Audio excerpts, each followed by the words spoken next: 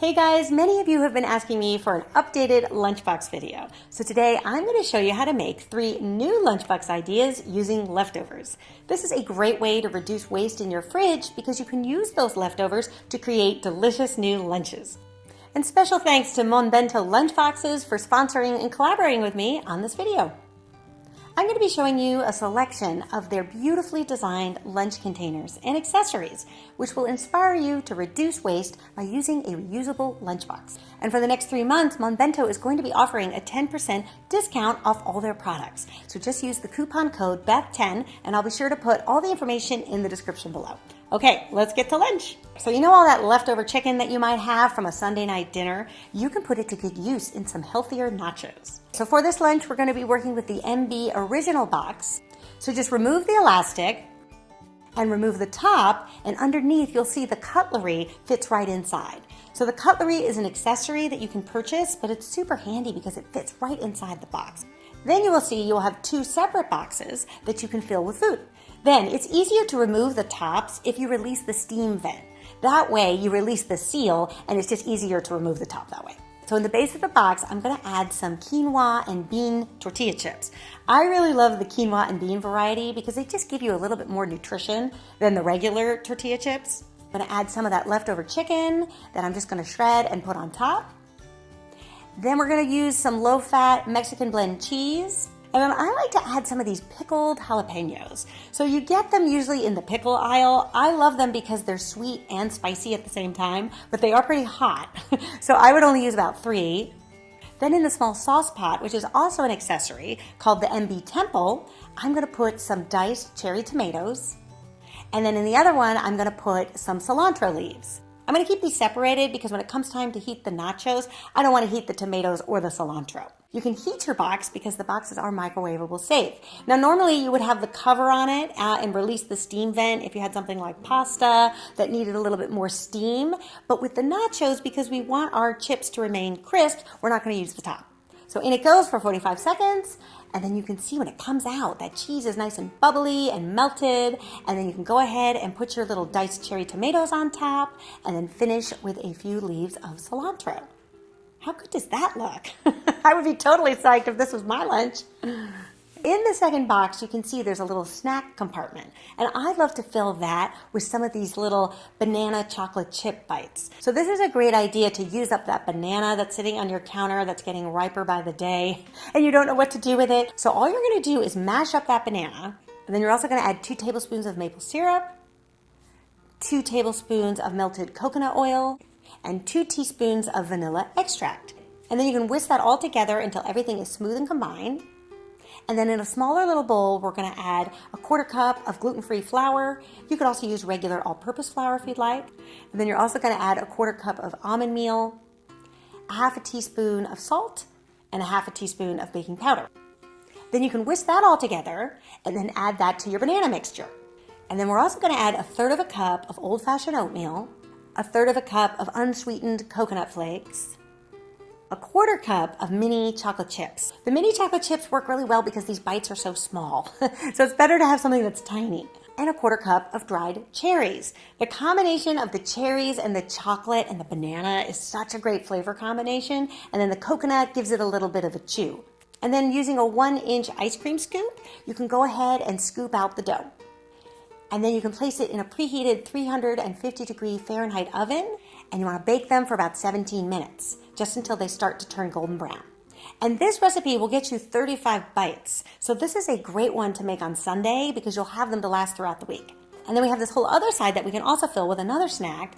I like to do some Greek yogurt and topped with some nuts and dried fruits. And if you have any leftover coconut, that's also a nice thing to add on top for a little texture. And then I like to drizzle the whole thing with a little bit of honey.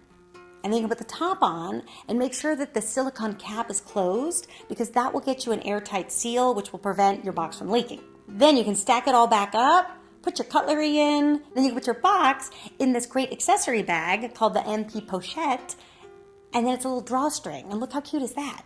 And then when you arrive to work, you can just place this whole thing in the fridge. Okay, so now for lunch number 2. So you know how towards the end of the week, you might just be reduced to 1 slice of ham, which isn't really enough for a hearty sandwich. And then your sandwich bread, you might only have just those heels left. What are you going to do with those two things? Well, you can put both to work in some delicious ham and cheese stratas. Okay, so for this recipe, we're going to be making these in some half-cup ramekins. And you want to make sure that those ramekins have been treated either with baking spray or well greased with butter. And then go ahead and take that piece of ham and dice it into small cubes. And then you can do the same thing with the heels of the bread. Then you're going to place a few cubes of the bread in the ramekins and do the same thing with the ham. And then you're also going to top each one with about a teaspoon of Swiss cheese. Then you can set that aside while we work on the filling. So the filling is just 8 eggs and a half a cup of cream. Now you could leave out the cream if you wanted to make it a little healthier and use milk instead, but I find the cream just gives it a better texture. And then we're also going to add a tablespoon of freshly minced chives and a tablespoon of minced dill. And the herbs are going to give the strata such a great fresh flavor. It's really a delicious flavor combination with the ham and the cheese. Then you can transfer this mixture into a pitcher because this will make it easier to pour inside the ramekins. So I typically will fill them all once, let the bread absorb the egg, and then go over it again. You just want to make sure you're using up all the custard. Then once they're filled, you can go ahead and bake at 375 for about 35 minutes. And you'll see when you take them out of the oven, they will be so beautifully risen. They do deflate as they cool, and that will also just make it easier to put in your lunchbox. So this is a great thing to do on Sunday to kind of meal prep for the week. And once they're completely cooled, you can put them in the fridge and they'll be all ready to go when it comes time to pack your lunch. So for this lunch, we're going to be using the MB Square lunchbox. I love this lunchbox because it has that beautiful cherry blossom design on it. So you just release the elastic and then you'll see you have 2 separate compartments. So in the top compartment, we're going to pack the egg stratas. I like to put 2 of them in. I think that makes for a good lunch. And then on the other side, we have that little compartment, and I like to fill a snack in there. So I'm going to use some hummus and then kind of gussy up the hummus a bit by adding some olive oil, some cumin, a little bit of pine nuts, and some fresh parsley. Now, if you make your own hummus, that's great. If you use store-bought hummus, this is a great way to add more flavor to the store-bought hummus. And then you can take some vegetables and put them right in the hummus, so they're all ready to go. Now what's nice about this lunchbox design is it comes with 2 elastics. So the large elastic will secure the 2 compartments, but if this was the only thing you wanted to bring for lunch, it comes with a smaller elastic. So you could just put the top on and secure it with a small elastic, and there you go. But for this lunch, we're gonna actually use the bottom compartment because it's such a nice size. I think it works perfectly for a good sized salad. So for our side salad, we're gonna do a bed of mixed greens. To that, I'm also gonna add some diced cucumbers, some dried cranberries, a few raw pecans, and then a little bit of crumbled goat cheese on top. And then for our dressing, I think a honey balsamic vinaigrette works really well with this. In a small bowl, we're gonna add 1 teaspoon of Dijon mustard, 1 tablespoon of balsamic vinegar, and you can whisk that together until it's combined. And then for the oil, I like to use grapeseed oil, and you can use anywhere from 4 tablespoons to 6 tablespoons. If you like a really tart dressing, I say stop at 4. If you want something a little bit more mellow, go the full 6. And then for a little sweetness, we're gonna add a half a teaspoon of honey. And then if you have any leftover chives from the strata, you can also add a little bit of those in too. And then you can season to taste with salt and pepper. Now, if you wanted to thin this dressing out a little bit, you could also add some water for a thinner dressing, or you can keep it just like this for a thicker dressing. And then we're going to transfer some of this dressing into another one of the little sauce pots, and then you can put this right in with the salad. And then when it comes time for lunch, you can either eat the stratas chilled, or I like to warm them up, so you can put the top on and then release that silicone cap. That's the little steam vent. And then you can microwave it for about a minute. You can check it, and if you feel you want it hotter, you can go another 30 seconds. Okay, second lunch done. This third lunch is really great for the colder months when you might be craving a soup for lunch. So you know all that extra rice that you sometimes have after you've ordered takeout? Well, you can put it to good use with my chicken and rice soup. This is such an easy soup to put together, and it has a really wonderful freshness to it coming from the parsley and the lemon. So in a large pot, you're gonna add a tablespoon of olive oil. To that, you're gonna add half a cup of white onion, and you want to cook them until they're translucent and fragrant, and then season to taste with salt and pepper. And then we're also going to add 4 cups of chicken broth, the zest of 1 lemon, and after you've zested the lemon, hold on to it because we're also going to use the juice as well. And then for the freshness, we're going to add a teaspoon of dried parsley and a 1/4 cup of fresh parsley. I actually like to use both because I think they each contribute something to the soup. And then at this stage, you're gonna add your leftover cooked rice. I think anywhere from a half a cup to a cup is perfect. If you have some more leftover rotisserie chicken, you can throw that in as well. And then I also like to add some spinach. So you know how sometimes you might have leftover spinach that's sort of beginning to wilt in your fridge and you don't really want to use it for a salad? It's great to cook with because no one will notice that it's wilted. In fact, it's even better if it's wilted. So go ahead and throw that in the soup.